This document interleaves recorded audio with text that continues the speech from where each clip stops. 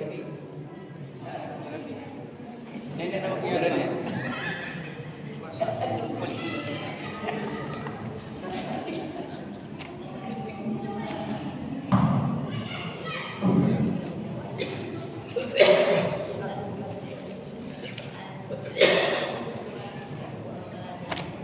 Bismillahirrahmanirrahim.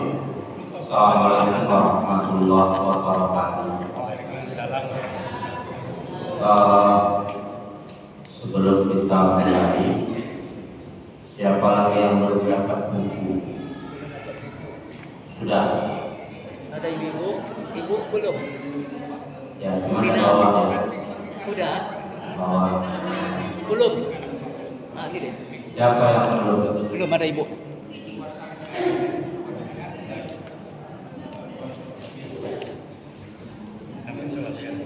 Ya,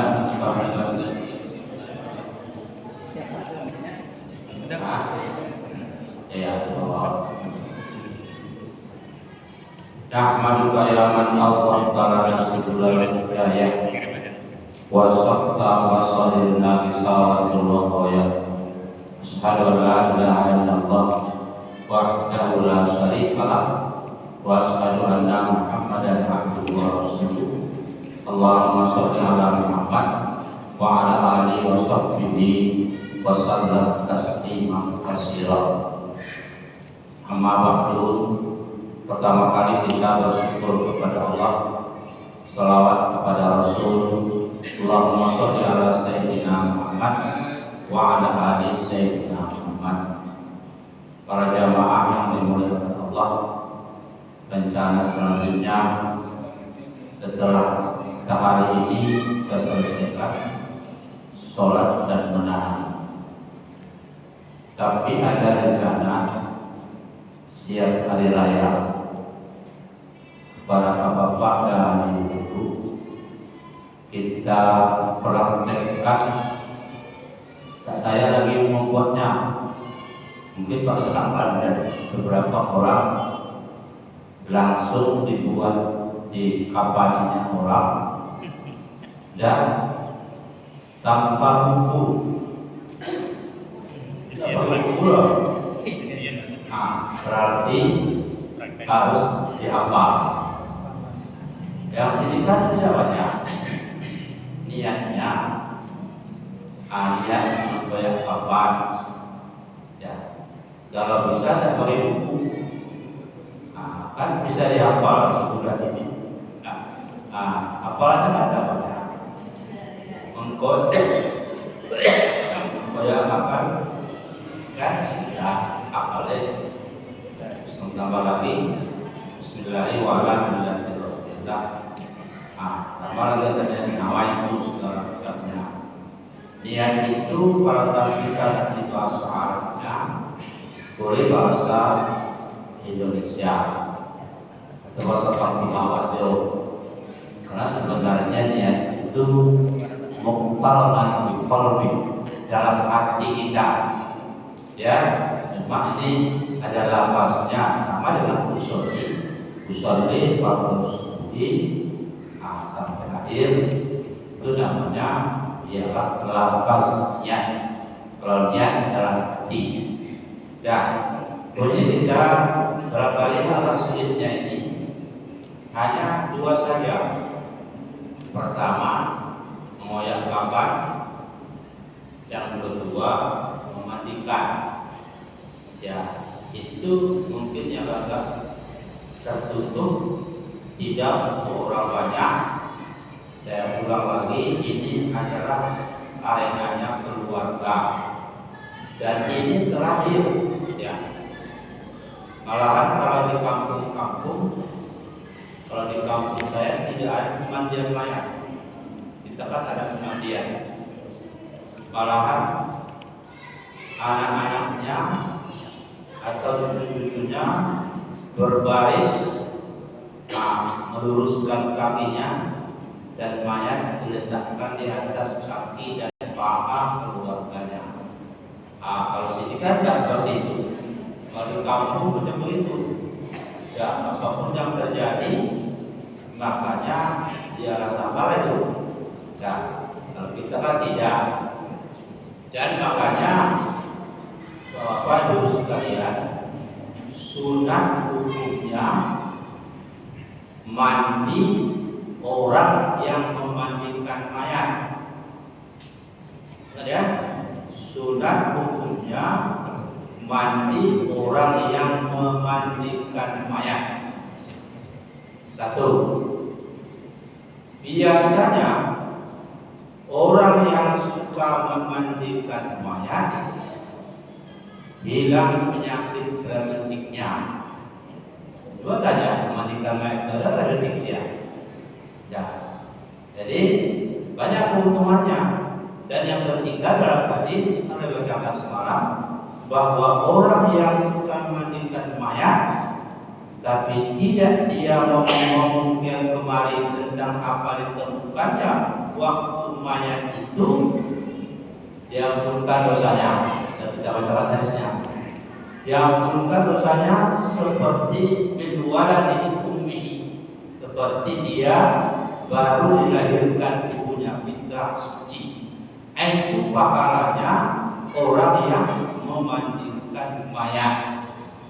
Jadi kita utamakan untuk akan datang, cobalah memandikan mayat itu ikut keluarganya.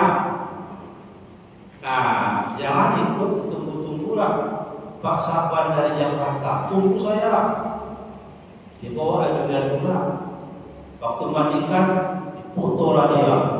Waktu sholat, fotolah dia.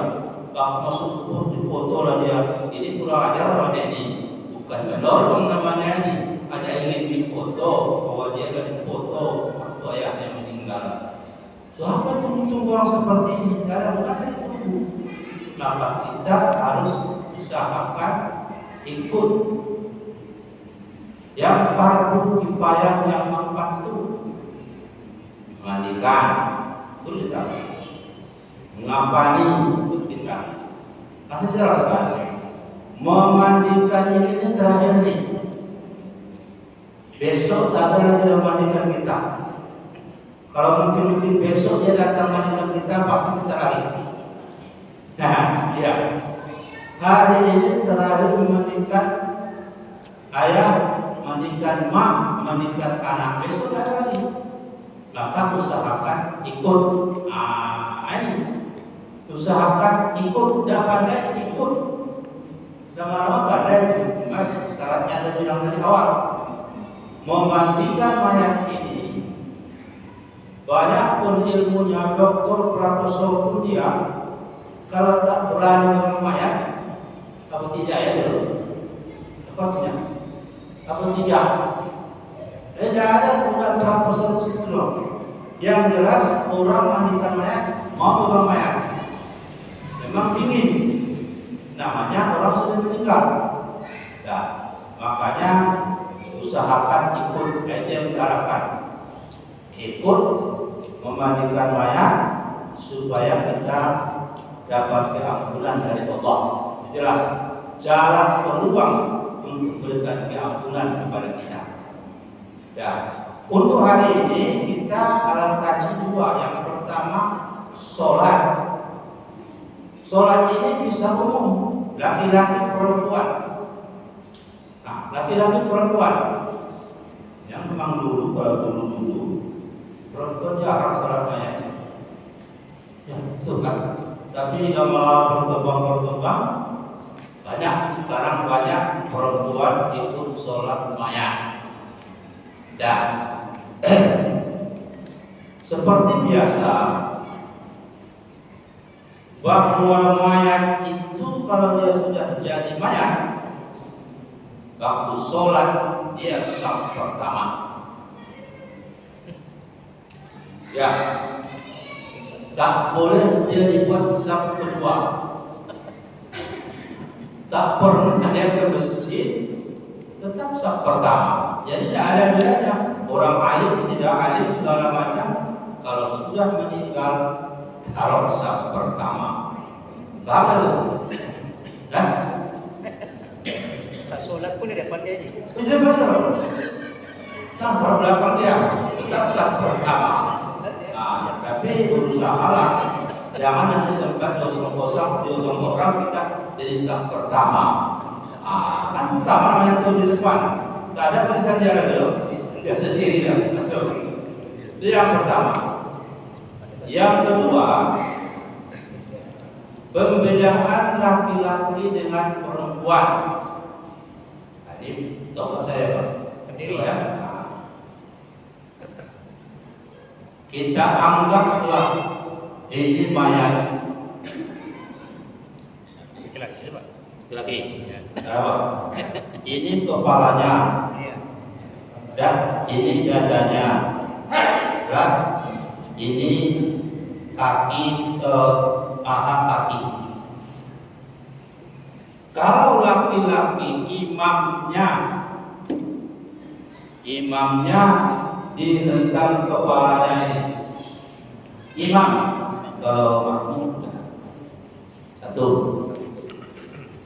Kalau dia perempuan ditentang dadanya ini kesini sedikit. Jadi kalau kita datang melihat orang tak tanya,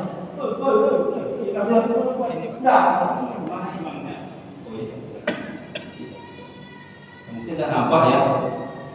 Di situ ya tak apa.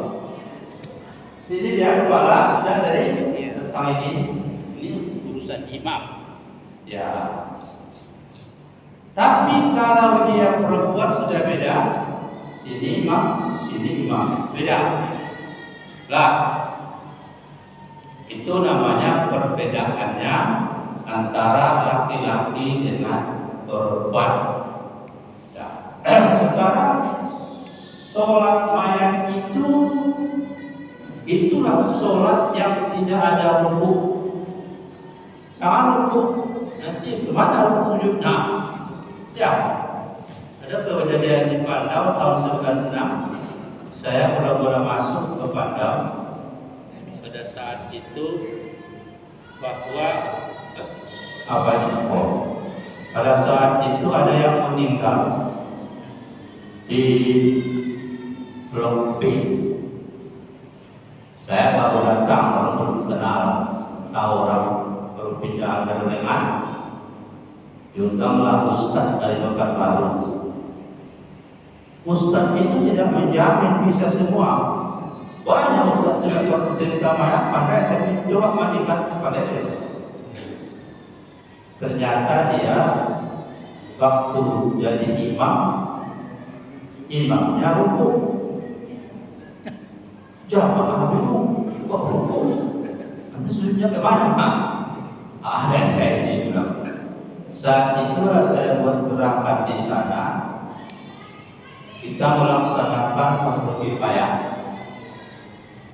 Dan lucunya itu perkara saya takut kalau sudah sebar seperti ini, mengganti ada kita. Sudah siap, ada yang meninggal. Siapa tak tahu tak? Ada yang meninggal, orang kita Sumbar pulang dari Malaysia mau ke Sumbar, singgah di Pandau karena keluarganya ada di Pandau. Tak sampai pulang ke Sumbar, meninggal. Saya bilang ini sudah kita tidak teori lagi, kita praktek langsung. Dapat laksanakan. Nah, kami laksanakan, maka ingat. Sholat yang tidak ada rukuk, tidak ada sujud, sholat mayat. Ya, tuh. Rukunnya berapa?